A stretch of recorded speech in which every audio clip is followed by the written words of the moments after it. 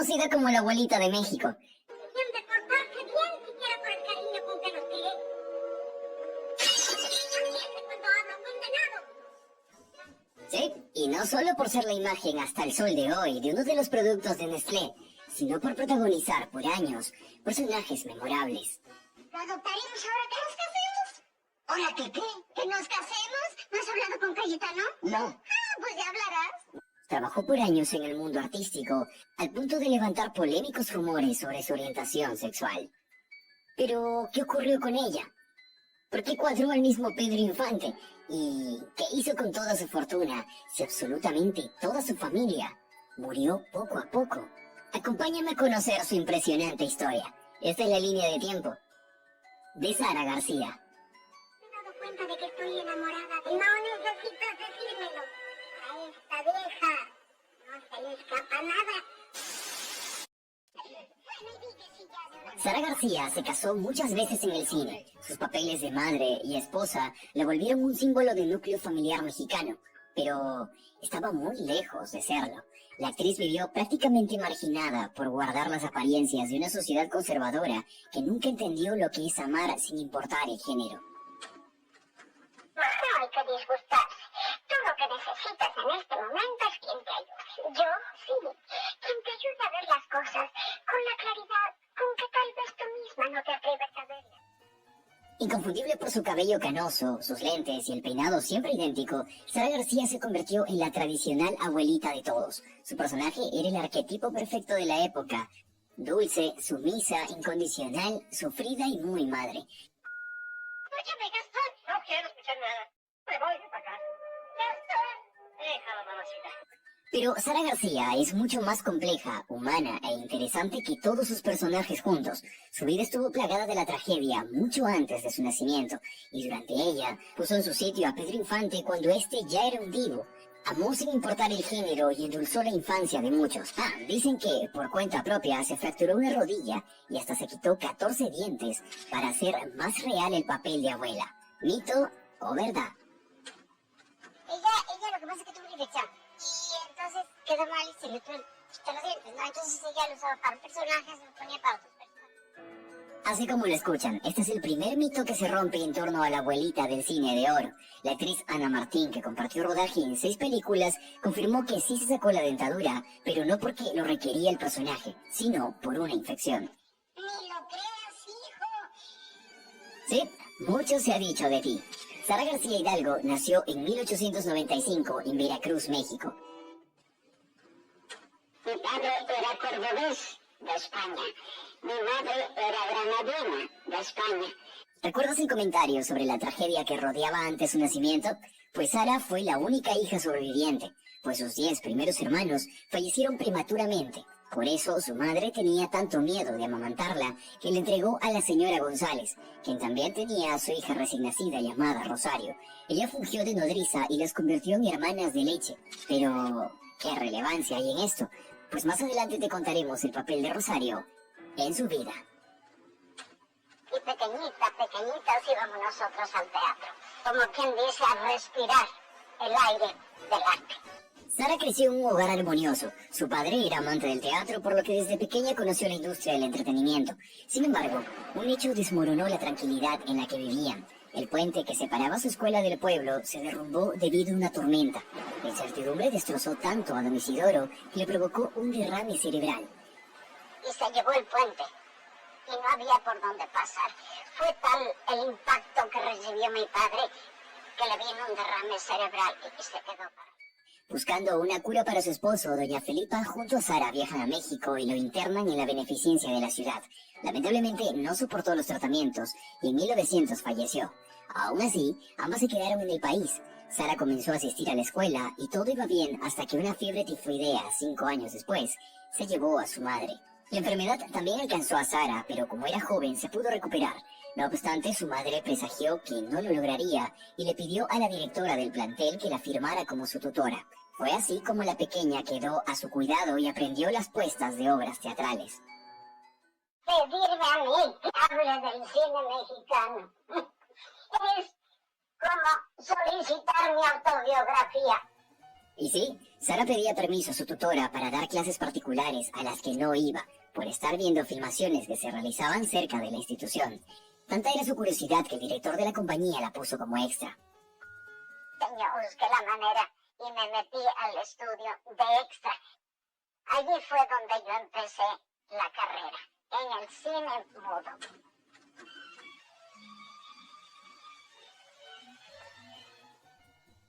Ese fue su debut como actriz en 1917 con la película Muda en defensa propia. El cine mudo la llevó al teatro y con ello una gira por Centroamérica. A los 23 años, ya responsable completamente de su vida, se casa con el joven actor Fernando Ibáñez y tienen juntos a su única hija, llamada María Fernanda, que también siguió sus pasos. Creo que nos estamos exponiendo demasiado. Soy muy desgraciada. No te pongas. Antes de esta película, María Fernanda había participado como extra en 2 films. Sin embargo, La Madrina del Diablo de 1937 marcaría su primer y único papel protagónico junto a Jorge Negrete. ¿Y sabías que el cantante fuera de escenas se propuso conquistarla? Con el placer de estar cerca de usted nuevamente. No creo que para vernos sea necesario exponer la vida. Sara García no veía con buenos ojos ese cortejo, pues su hija tenía 17 años y él 26. Finalmente, María Fernanda se casó en 1938 con el ingeniero Mariano Velasco, y tristemente, de la misma forma que su abuela, ella falleció de fiebre tifoidea en 1940. Sí, solo 2 años después de contraer matrimonio. No le dejó nietos y las noticias se dieron en plena obra. ¿Y sabes qué es lo que hizo Sara? Pues interrumpió la escena, lo comunicó y continuó hasta cerrar el telón. Un profesionalismo a flor de piel. Y yo deseaba un nieto, pero nunca lo pude tener. La enfermedad que acabó con su madre e hija la puso a Sara en una soledad que solo el cine pudo amortiguar. Su nombre aparece en más de 150 películas, y no es por presumir, pero cuando dice que habla del cine sonoro en México, es como hablar de su biografía. ¿Qué no habré vivido? ¿Qué no habré visto? ¿Y de cuántas maneras distintas me han visto a mí? Yo todavía tengo que ir a dar una vueltecita a ver qué hacen esos demonios. No. Tú vienes conmigo. No, hombre, no. Tengo que ir. Tú vas con tu marido. Como usted quiera. Sus más de 200 personajes alternaron al público de radio, televisión, cine, teatro y hasta fotonovelas. Su primer papel como anciana en Allá en el Trópico en 1940 llegó a un mito: haberse sacado 14 dientes para lograr la realidad del personaje. Con este acto de mutilación habría construido su arquetipo de madre y abuela tierna, abnegada y amorosa. Inocente, que lo siento. Dios te conserve la ingenuidad. Dios me conserve mi adivinación de madre.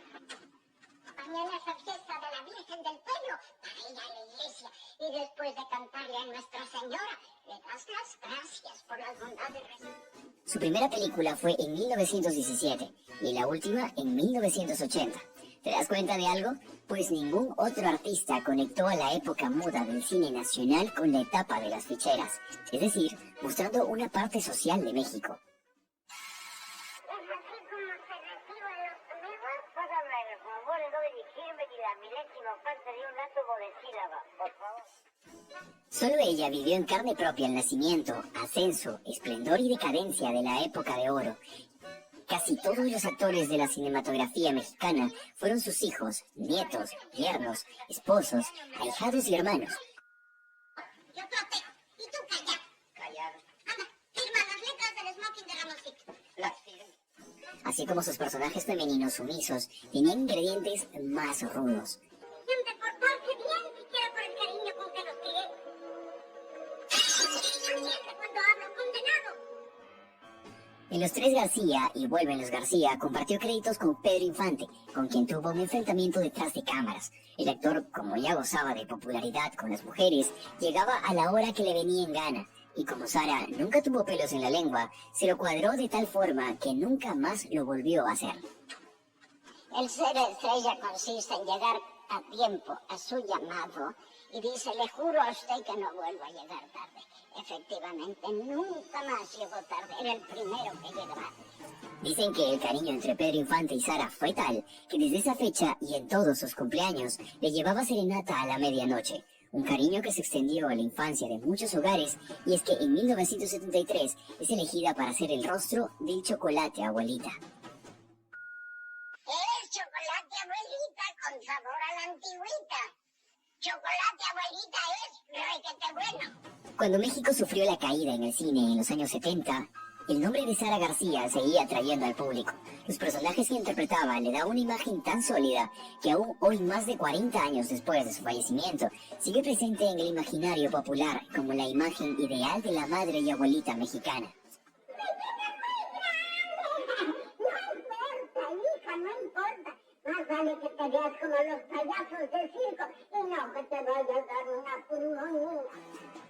La familia era la institución que defendía el cine mexicano, y Sara se encargó de interpretar a la que pretendía la base de este núcleo, la madre. Ella dio distintos ángulos a este personaje para que cada vez más mujeres pudiesen identificarse con ellos. Ya veo que el corazón no me engañaba y que sos un hombre sin escrúpulos que quiere jugar con el alma de una muchacha inocente.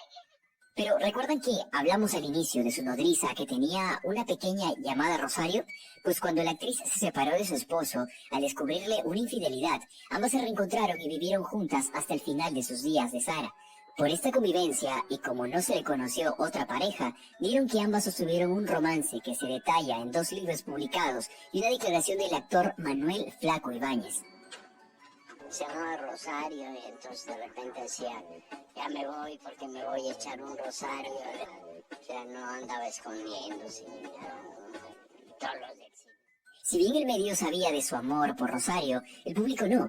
Juntas criaron a la hija de Sara y hasta que exhaló su último suspiro, no la dejó. Por este amor que nunca pudo formalizar, la actriz le heredó absolutamente toda su fortuna que había construido en años. El 21 de noviembre de 1980 perdió a su abuelita ideal. A su funeral en el Teatro Jorge Negrete asistieron miles de personas. Fue enterrada junto a su hija mientras Lucha Villa interpretaba Mi Cariñito, la misma canción que había sido cantada por Pedro Infante en la escena de su muerte en la película Vuélvenos, García.